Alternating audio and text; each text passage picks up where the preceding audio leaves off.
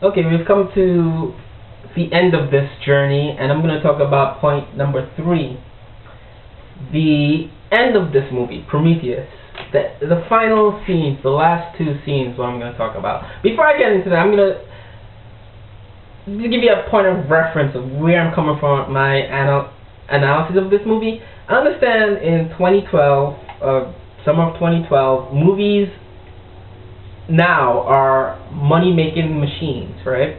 You look at some of the Twilight series, Harry Potter series, and all the movies. I've been saying this. People that know me know I talk about this. When movies cost, say, 1% or 10%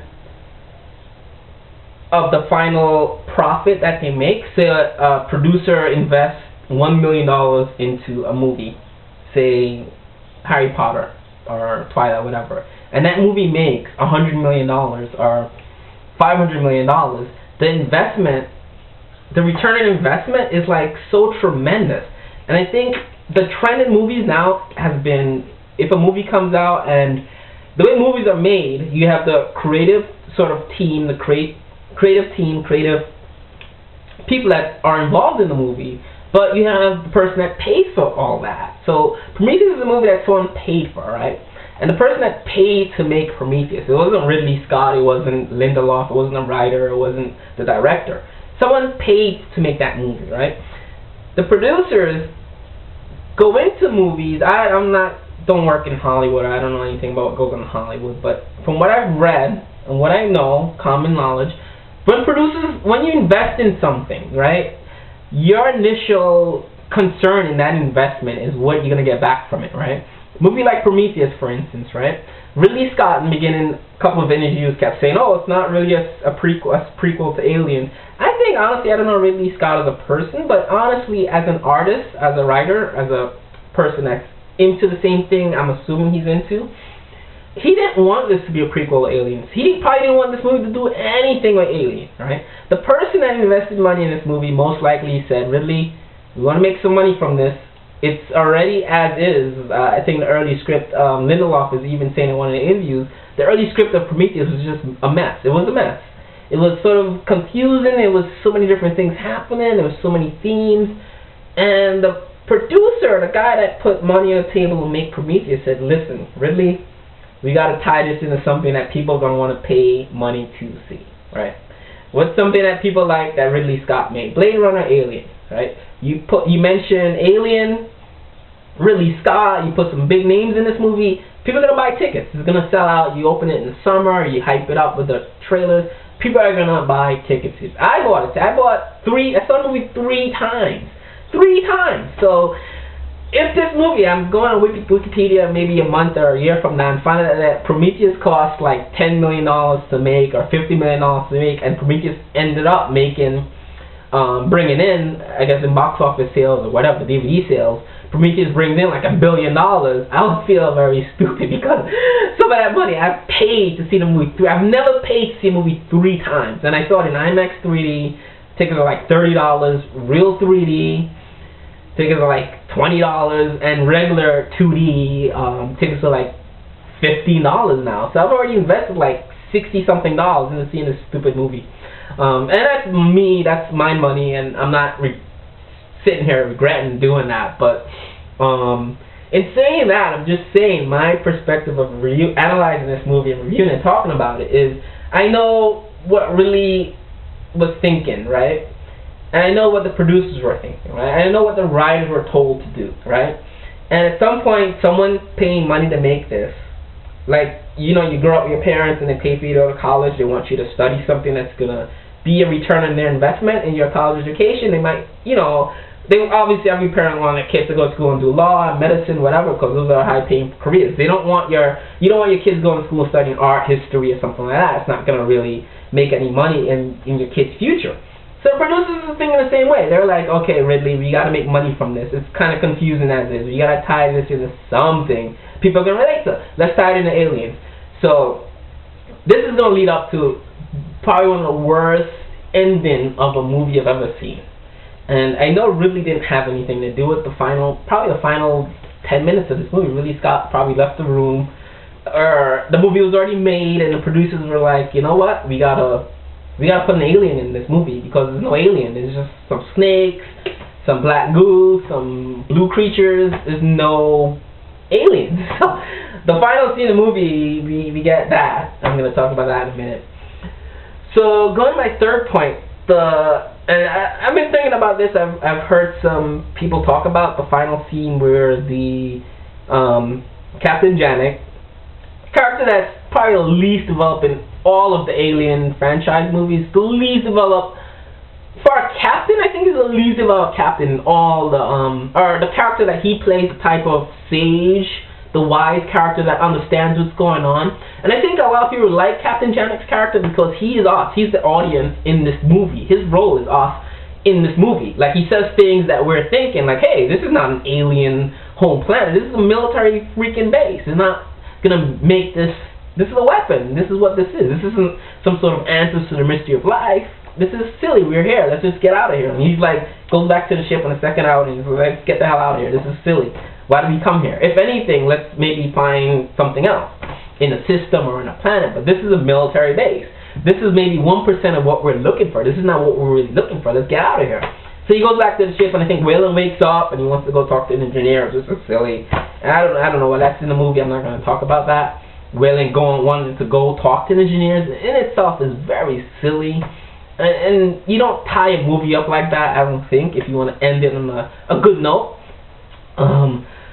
So we have Janek wants to go home. Shaw and Waylon go back to talk to the blue creature, the engineer, space jockey guy. Stuff happens. The space jockey is like, he wakes up after 2,000 years, it's implied. He's been sleeping for that long. And the first thing he wants to do is complete his mission, whatever mission that was. David understands his mission was to go to Earth with the black goo. Now, it's implied that he's taking the black goo to Earth to destroy Earth. Maybe he could have been taking the black goo on a pit stop on the way to Earth. I don't know, but it's implied somehow that the black goo is to destroy Earth. This guy's going to destroy Earth. Oh my God, we gotta stop him. Janet crashes the ship into the space jockey's ship. Comes crashing down. Shaw escapes. Vickers escapes. Still don't understand why Vickers is in this movie. Up until this point, she has no purpose. You could take Vickers out of the movie, same movie. It'll be a continuing fine without Vickers. Shaw and Vickers now are the last two left alive. Vickers in a Looney Tunes scene where they're outrunning a rolling ship. I'm not even going to go into that because it's silly. Vickers, we assume, gets crushed by the ship. Shaw doesn't get crushed by the ship. She goes back to the escape pod ship, which was Vickers. Maybe Vickers' role in the movie was to provide sort of an escape pod for Shaw to go back to after the main Prometheus ship is destroyed. Shaw goes back to the ship. Why does Shaw go back to Vickers' escape pod ship? Because her helmet is telling her you have 2 minutes of oxygen left. We see this on screen. So Shaw's like, oh my God, there's tension there. She has to get back to the ship. Her spaceship, her suit actually at one point is beeping. You have 2 minutes of oxygen left. You have 1 minute of oxygen left. 30 seconds, 20 seconds. And she's running back to the escape pod to get oxygen.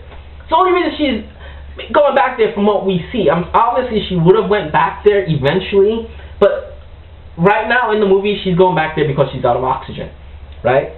Space jockey dude now, she goes back to the ship. And I think David is telling her, I don't know if she's talking to David or whatever, but she's in the ship. And David actually rages her and says, Shaw, he's coming after you, or something like that. I don't know how David knows this. He's just a head on the floor in the room, whatever. Shaw, I don't know, I think she gets an axe or something at this point, and she's waiting for this guy to come after her, which you're sitting there, you're thinking like, okay. And the next thing that happens is that the stage jockey guy is like, oh, he's like coming after like Frankenstein or some sort of like horror movie zombie, like a B horror movie zombie. He's like, oh, what a, you know, he's like trying to punch her or push her or swing at her, and you're like, what the hell? Like, this is an alien race, the obviously brilliant alien race that created us, that have, as implied before, they have 100% matched human DNA. DNA is matched 100% of human DNA. Yet this guy could run through the carbon-filled atmosphere, which is already implied that they can't breathe in that atmosphere, in a very same scene where Shaw has to get back to the pod because her helmet's run out of oxygen. So this guy, assuming he has 100% human DNA, he breathes what we breathe. He maybe eats the same food we eat or whatever. So how could he run from his ship to Shaw without oxygen, without a helmet? That's kind of stupid in itself. I'm not going to go into that. That you could figure that out for yourself or realize that's stupid for yourself. Now, my problem with this scene is, why does he need to go after Shaw? If someone had already said, there's other, actually the red letter media guy said, why does he go back, why does he go to the other ships and fly away to complete his mission, since when he wakes up, his main priority is completing his mission apparently. He has to complete the mission of going back to Earth, to going to Earth, destroy Earth, whatever. Why is he running after Shaw? That made no sense. But I realized what the writers are doing from a writer's perspective. I'm watching this movie the third time I saw it from a writer's perspective. What are they doing here? Right? Like I said, A, B, C happened. We have to end this movie on D. What happens at D? We have choices. And part of writing, too, when you write a story like this, especially with science fiction writing, the difficulty of science fiction writing specifically, I haven't had experience writing other, like dramas and stuff like that, is when you get to, I guess, A, B, C, and D is where your movie ends. It's sort of post-climax. It's hard to end a science fiction movie because most good science fiction end with questions, end with sort of a resolution to something like, oh my god, we didn't see this before, oh wow, this is so cool. It's really hard to complete a science fiction movie or a book or whatever you're making on that light. Like The Matrix is a good example of this. The Matrix movie, where Neo has a journey. We follow Neo from being Neo to the One. And when he becomes the One, the movie ends. He becomes the One. And it ends on a note like, oh my god. And then we realize the world is like a computer game or something like a computer program. And the audience is like, oh my god, like I didn't see that, or this is so cool. Like now we're set up for The Matrix 2.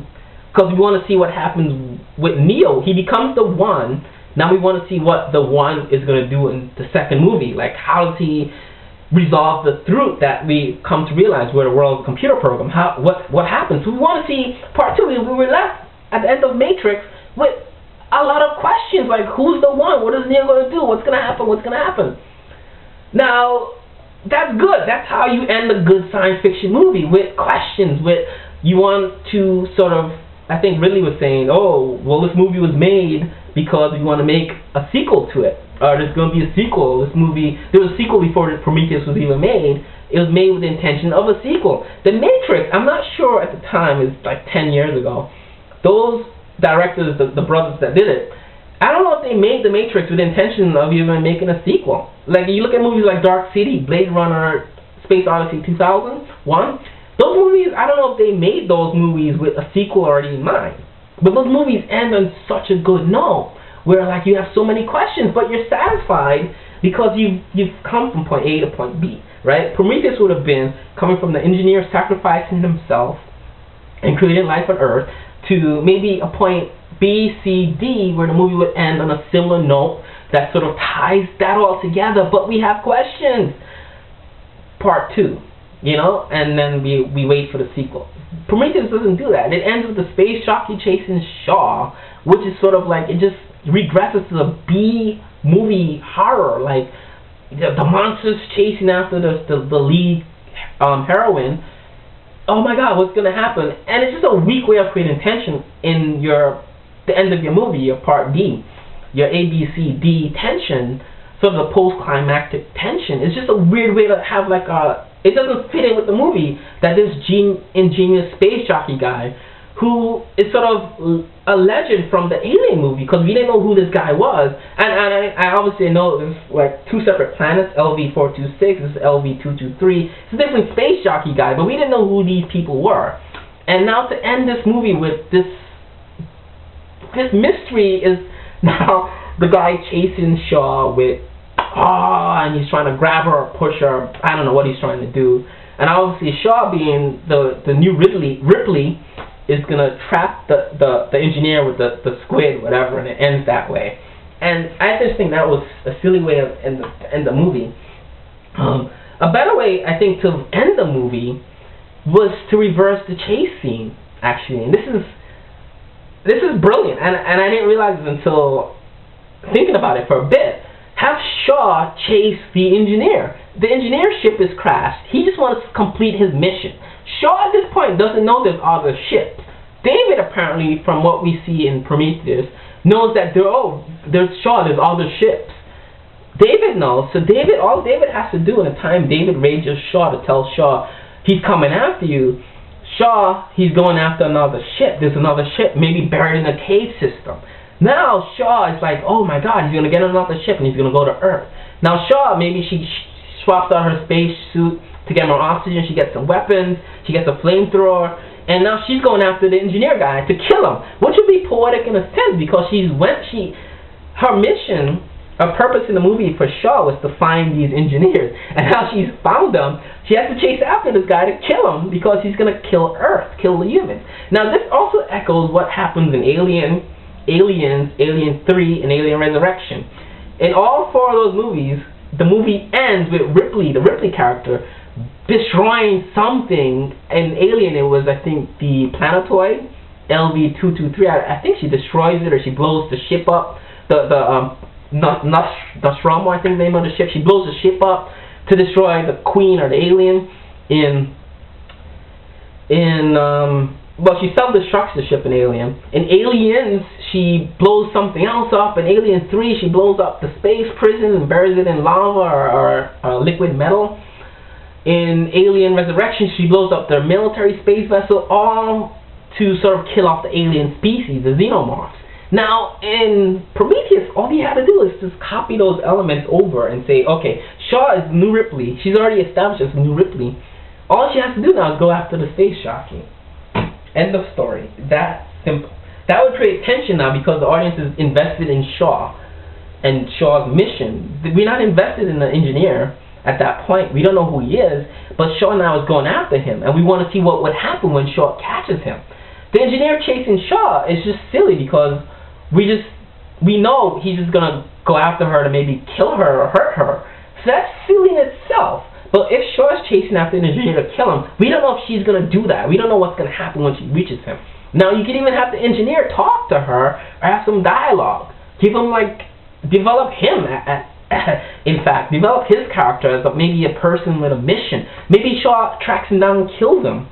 And as he's dying, he says something to her, and she's like, oh, wow, I have to get out of here. I have to go to your planet now because you just told me something. Now I need to go somewhere. And that would set us up for a sequel to Prometheus, where now Shaw leaving LV-223 to go to their home world. There's a reason for that. As we see in Prometheus, when Shaw leaves LV-223 with David in the other ship, we don't care. She just wants to go there to see where they come from. We don't care at this point. We just want to get out of the theater because, in my perspective, it was a bad movie. We just want to get out of there. But we don't care. But if he set it up where Shaw's chasing after him and now he says something to her, or David translates something, or even have Waylon and David go off in another ship, and now Shaw is left by herself, and she has to go after, or Waylon and Vickers maybe, keep Vickers alive with Waylon, and Vickers is an android, and Vickers could pilot the other ship. And now Shaw and David could go after Vickers and Waylon, because Vickers and Waylon are going to their planet to get more information. And Shaw and David now, David has maybe redeemed himself as a good android. They could go after Waylon and Vickers. And that would be a better way to end the movie, because now there's sort of like, we're invested in what would happen now when she gets there. What would happen after Prometheus? We're invested in that. And that's good science fiction. Prometheus ends bad science fiction. I know it's trying to be science fiction, it's trying to be horror. I get what they're doing, like I said earlier. It's not a mystery to me what they're doing, but it's just bad science fiction. It's bad. It's a bad movie because of the way it ends, too. On that note, the final scene with the alien chest bursting scene was just silly. It burst out of the engineer. The whole thing comes out of his entire body, and it just looks so silly. And I know Ridley is probably shaking his head at that scene. I don't think it's a scene Ridley even wanted in this movie. I've seen enough Ridley Scott movies to know that's not a Ridley Scott scene. That's not his signature way of ending movies. That's not a way you would end a movie to create questions like, oh my God, there's a xenomorph. There's an alien that just came out of this guy's chest. Like, oh, what's going to happen next? Oh my God, there's a sequel coming. that's not the way Ridley Scott would end this movie, I think. Like I said, the producers wanted to see an alien. They wanted to tie this into a franchise or something that ticket-buying audience would pay for and relate to. And in doing that, it failed. Prometheus failed as a prequel to Alien because it doesn't. I get the tie-in to Alien. People went to this movie looking for that, but I don't think we should have went to the movie looking for a tie-in to Alien. We should have looked at Prometheus as its own movie, as a new thing for Alien, not something that comes before Alien or something that's going to lead up to what we already know from Aliens. It should have been its own movie doing its own thing. And I think initially that's what Ridley Scott wanted. But the end product is not that. It's just this thing that I don't know.